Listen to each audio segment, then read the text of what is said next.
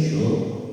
Wassalatu wassalamu ala tammamil akmalan ala al-mab'uts rahmatan lil alamin nabiyyina Muhammadin wa ala alihi wa sahbihi ajma'in. Amma ba'du.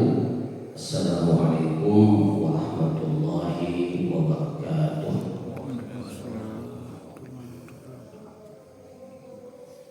Alhamdulillah, kita memuji dan bersyukur kepada Allah Azza wa Jalla yang masih berkenan memberikan kepada kita kesempatan, memberikan kepada kita kekuatan yang dengan izinnya kita dapat melaksanakan kewajiban kita.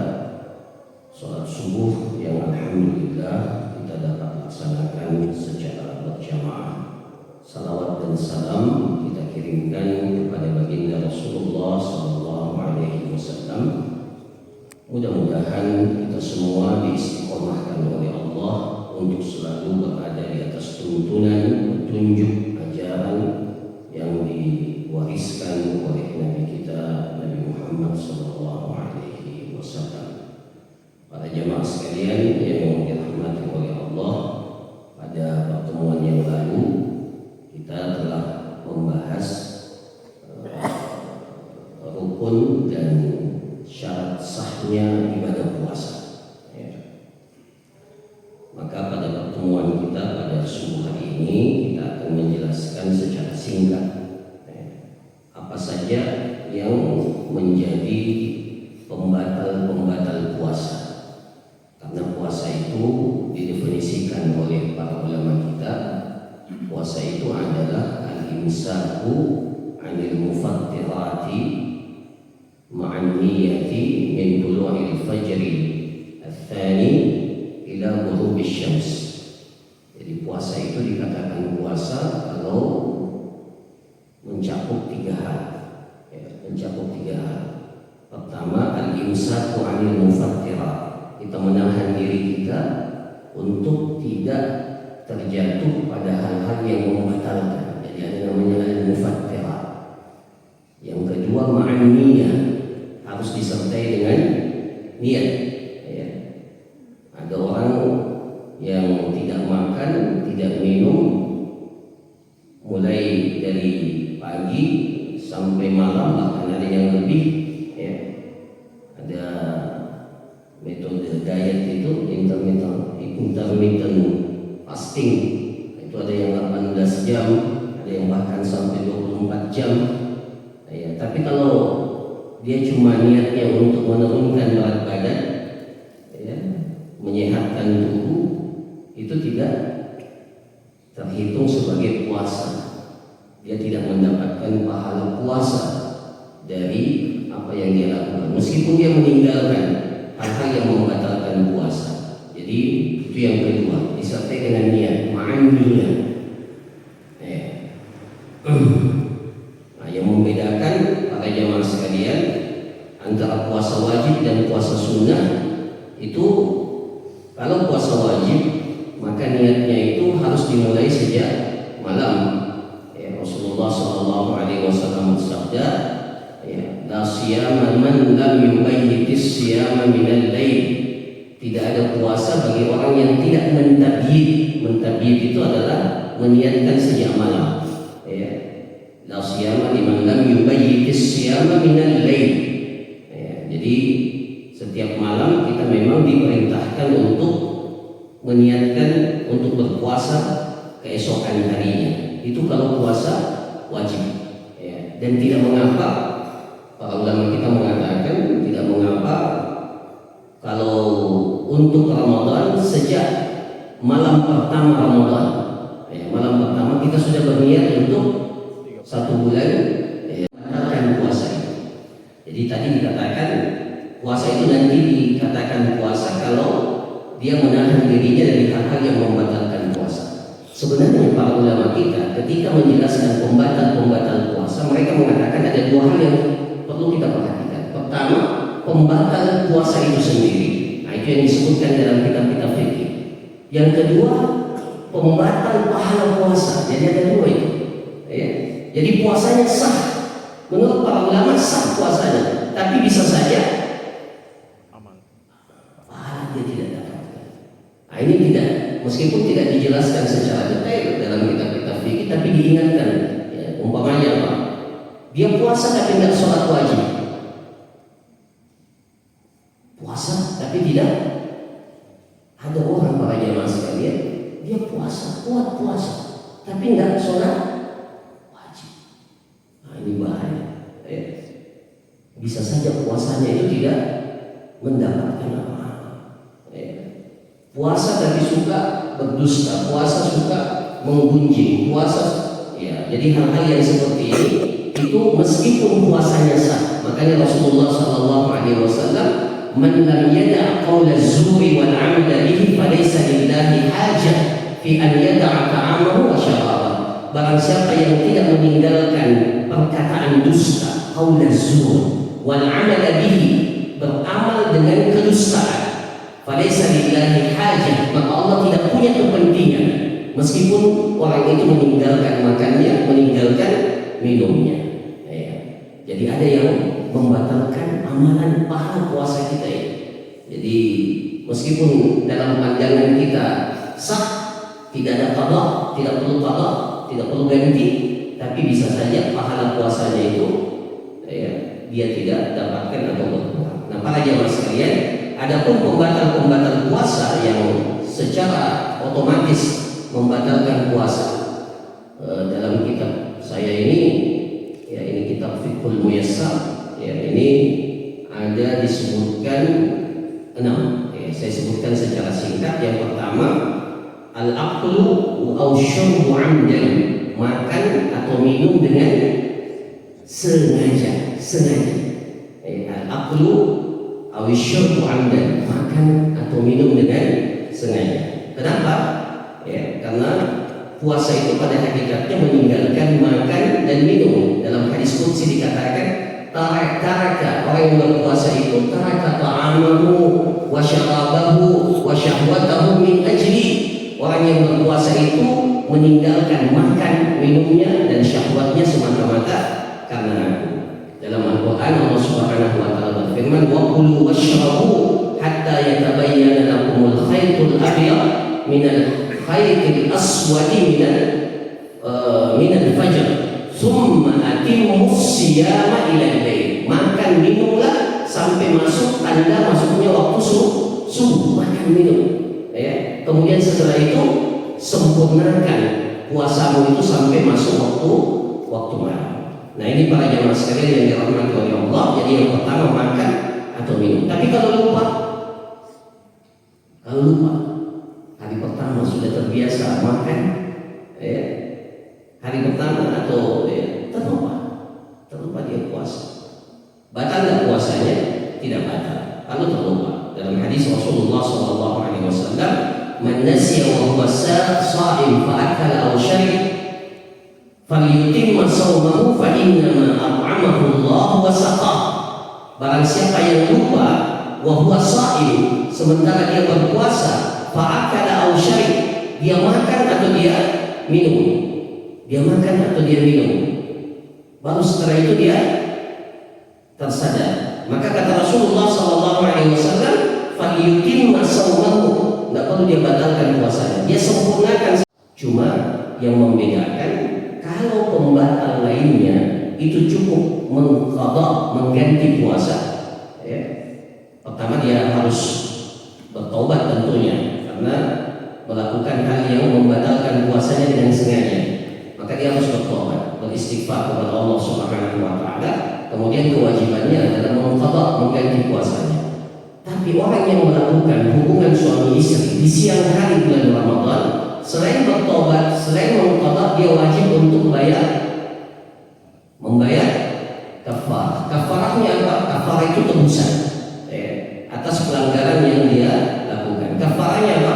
Pertama adalah, ada seorang sahabat datang kepada Rasulullah SAW dan mengatakan, halaktu ya Rasulullah, saya celaka ya Rasulullah. Wa ma ahlakaka, apa yang membuatmu celaka? Waqa'tu ala imra'ati fi nahari Ramadan, saya berhubungan suami istri di siang hari bulan Ramadan. Rasulullah SAW mengatakan, hal tu'tiku raqabatan. Maka kafarahnya itu yang pertama yaitu Aqabah. Bisa nggak memerdekakan budak? Ya, memerdekakan budak. Nah, kalau tidak bisa, baru pindah yang kedua. Ini berurutan, tidak boleh langsung kita pilih. Ya, tidak bisa kita pilih, harus berurutan. Kafarahnya itu berurutan. Mulai dari yang pertama, itu Aqabah. Yang pertama itu memerdekakan budak. Ustaz, tidak ada yang budak sekarang. Ya, para ulama kita berijtihad, kalau tidak ada budak, maka dinilai harga budak dulu berapa. Harga budak dulu berapa, kemudian dikonversi ke sekarang dan diberikan kepada yang berhak sebagai kafarah. Nah, kalau tidak bisa memerdekakan budak, maka berpindah kepada yang kedua. Apa itu? Hal tasumu syahraini mutatabi'ain. Bisa enggak? Ya, jadi sahabat itu tidak bisa memerdekakan budak. Ya Rasulullah, kalau begitu kata Rasulullah SAW, engkau memerdekakan, engkau berpuasa 2 bulan mutatabi'ain, berturut-turut. Tidak boleh selang-seling, harus 2 bulan berturut-turut. Nah, itu kafarah yang ketiga. Barulah kalau tidak mampu yang kedua, pindah yang ketiga, yaitu memberikan antut'im sittina miskina, memberikan makan 60 orang miskin. Jadi kayak 2 bulan sebenarnya. Jadi 1 hari 1 orang miskin. Jadi 60 orang miskin diberikan makan sebagai kafarah atas perbuatan ini. Nah, para jemaah sekalian yang dirahmati oleh Allah, masuk dalam makna jima ini adalah, mengeluarkan cairan mani dengan sengaja.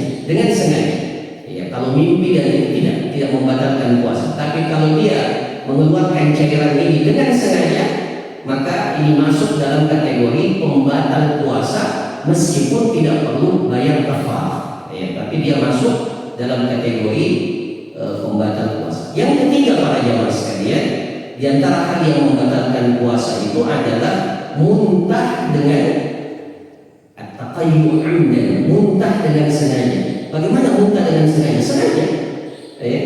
Sengaja dia melihat dan mendatangi sesuatu yang membuat dia muntah, atau dia sengaja mencium sesuatu yang dengannya dia membuat mual dan muntah, atau melihat sesuatu yang menjadikan dia mual.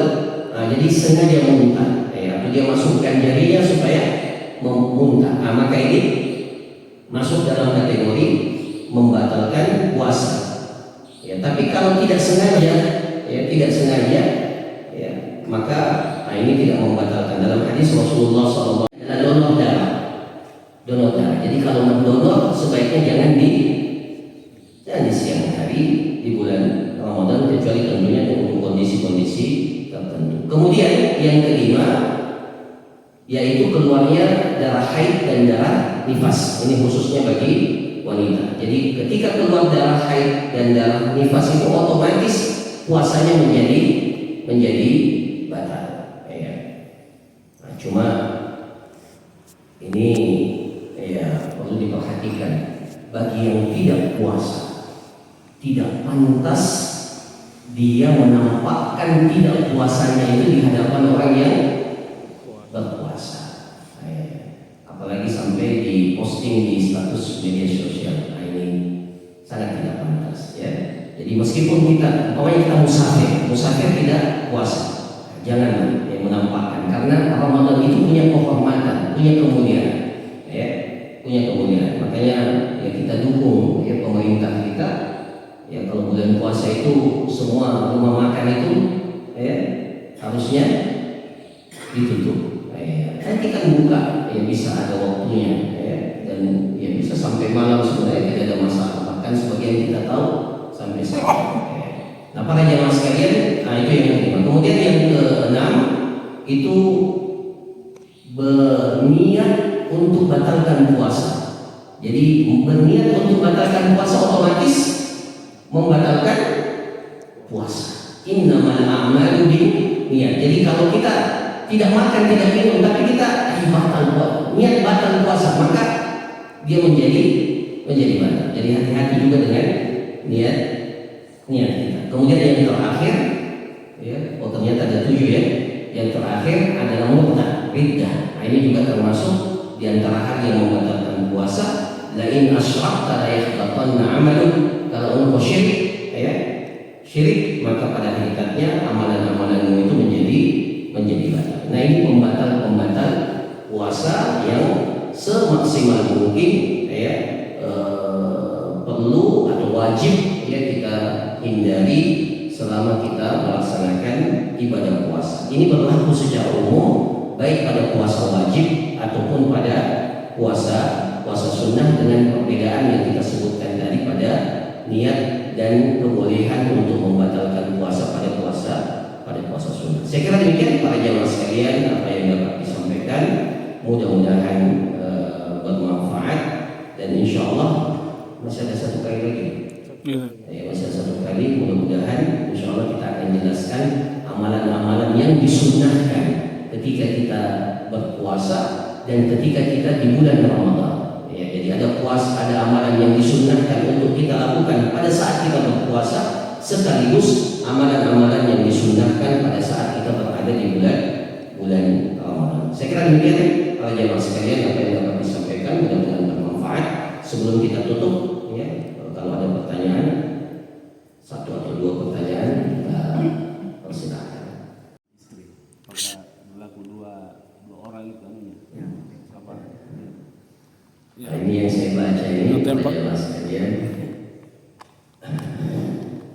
Ya, dalam hadis yang sahabat itu, Rasulullah tidak perintahkan istrinya.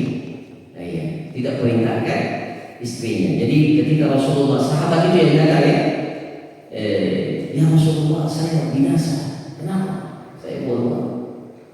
Tapi dalam riwayat itu tidak didapatkan sedikit pun Rasulullah mengatakan kalau begitu engkau dan istrimu. Nah, ya, jadi para ulama kita mengatakan cukup 1 kafar, kecuali dalam sebagian penjelasan yang disebutkan kalau istrinya juga mutawwi itu apa namanya? Dia yang minta. Iya, maka sebagian mengatakan dua-duanya. Nah, ya, karena sama-sama melakukan ini. Tapi kalau ini, mohon maaf, meskipun sulit dibayangkan, ya, kalau dipaksa ya itu, ya, suaminya, ya, wallahu a'lam seperti itu. Ya. Jadi kalau ini cukup dengan satu kafarah saja, wallahu a'lam. Ya. Iya.